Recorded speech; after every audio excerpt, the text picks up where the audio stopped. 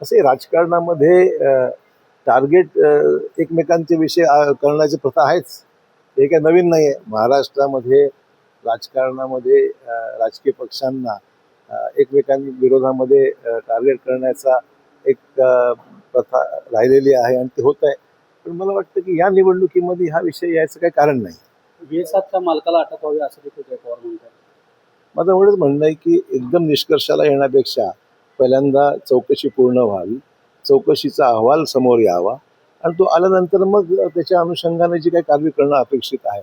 शेवटी असं आहे की देशामध्ये सर्वत्र चार्टर्ड विमानसेवा सर्वत्र आहे, कमर्शियल विमानसेवाही आहे, काळजी घेणं आवश्यकच आहे.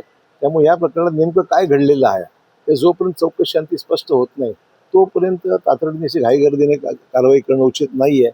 चौकशी अंती जे येईल त्यानंतर निर्णय घेणं उचित राहील. नांदेडमध्ये कुठेतरी गँगवॉर पाहायला मिळते.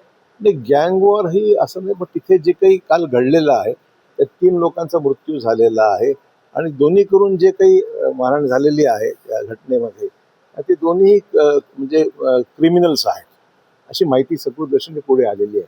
आणि त्यामुळे आता ते होऊ नये, लोकांमध्ये घबराट होते आणि कायदा सुव्यवस्था ही चोख राहिली पाहिजे, व्यवस्थित दिलं पाहिजे. जिल्हा पोलीस प्रशासन याच्यामध्ये लक्ष देते असा माझा समज आहे. असं आहे की एक तर बारामती विधानसभा मतदारसंघ हा नेहमीच शरद पवारांचा आणि पर्यायानंतर अजित पवारांनी सांभाळलेला मतदारसंघ आहे. त्यामुळे आजपर्यंतची जी प्रथा आणि परंपरा म्हणण्यापेक्षा तिथं जो मतदारांची मानसिकता आहे ती अजित पवारांच्या प्रती असलेलं त्यांचं प्रेम हे त्याचं मूलभूत हा सगळा त्याचा बॅकग्राऊंड आहे. अशा परिस्थितीमध्ये त्यांच्या निधनानंतर स्वाभाविक आहे की त्यांच्या कुटुंबातलंच कोणाला तरी तिकीट मिळावं आणि उमेदवारी मिळावी अशीच सर्वसामान्य मतदारांची भूमिका निश्चित असेल असं माझं मत आहे. आणि त्यामुळे महाराष्ट्राची संस्कृती आणि परंपरा हा विषय आहे. आपण नेहमीच सहानुभूतीच्या भावनेतून मतदान नेहमी होतं.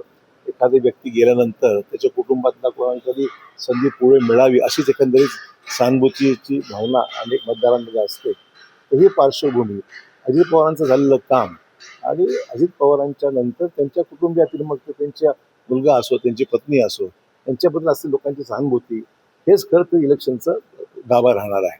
आणि त्यामुळे मला वाटतं की हे सर्व लक्षात घेता ही निवडणूक जर बिनविरोध झाली तर निश्चितच एक वेगळा मेसेज जाईल.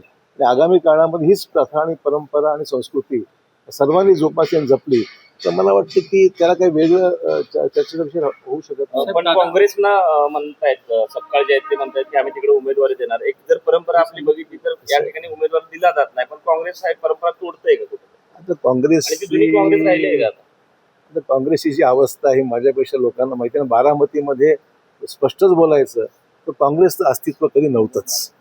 त्यामुळे बारामती मतदारसंघामध्ये काँग्रेसने जरी लढवली तर ती नाममात्र लढवल्यासारखं होईल, उपयोग काही होणार नाही. कुठेतरी एकली कार्यक्रम करताना दिसून येत आहेत. मला काही त्यात बोलणं उचित नाही. त्यांच्या पक्षाचा अंतर्गत विषय आहे आणि त्याच्यामुळे वेगवेगळ्या नेत्यांचे वेगवेगळे वक्तव्य येत आहेत सपकाळांच्या त्या निर्णयासंदर्भामध्ये.